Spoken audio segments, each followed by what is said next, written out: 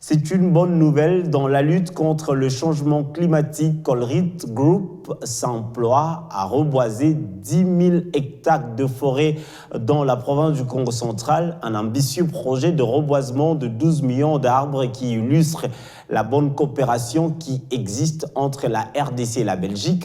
Ce partenariat est une note d'encouragement à quelques jours de la tenue de la COP 26 à Glasgow. La cérémonie officielle a eu lieu à l'ambassade de Belgique en RDC.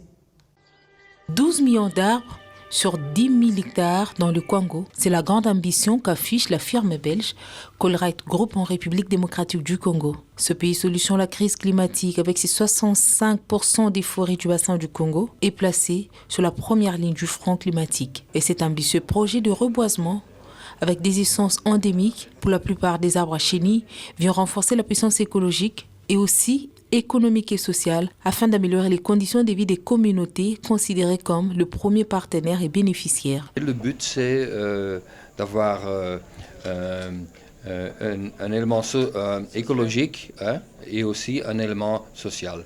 On va faire 12 millions d'arbres sur 10 000 hectares dans la province Congo.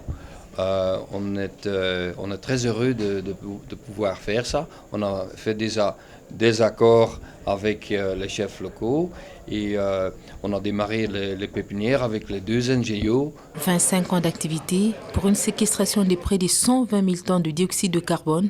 Cette initiative verte illustrait bien l'engagement de la République démocratique du Congo et de la Belgique dans la lutte contre le changement climatique. Avec ce projet, le groupe Colruyt regardera désormais le Congo différemment et pourra se dire qu'en RDC, il est possible de déployer des investissements qui sont créateurs de valeur ajoutée sur place pour véritablement un partenariat gagnant-gagnant.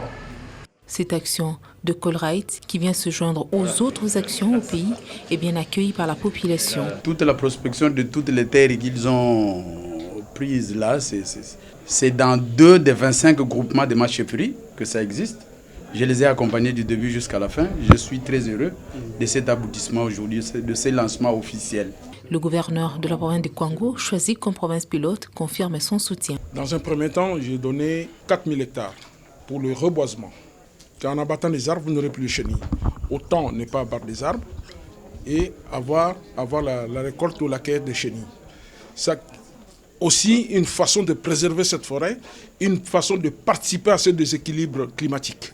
Ce projet de 12 millions d'arbres plantés dans le Congo pourra aussi s'inspirer de l'expérience des 1 milliard d'arbres d'ici à 2030 en cours d'exécution au pays. Des initiatives qui méritent aussi l'attention de la vice-primature du ministère de l'Environnement et Développement durable. Ce genre de projet qui encadre, qui permet aux communautés locales de tirer bénéfice et profit de leur forêt, plutôt que de la détruire, mais plutôt aller dans la conservation et en tirer un bénéfice pour pouvoir permettre à ces différentes familles de vivre décemment, est un projet qu'il faut accompagner et nous accompagnons ce projet. Colruyt Group est donc déterminé à laisser ses empreintes écologiques dans le marché climatique.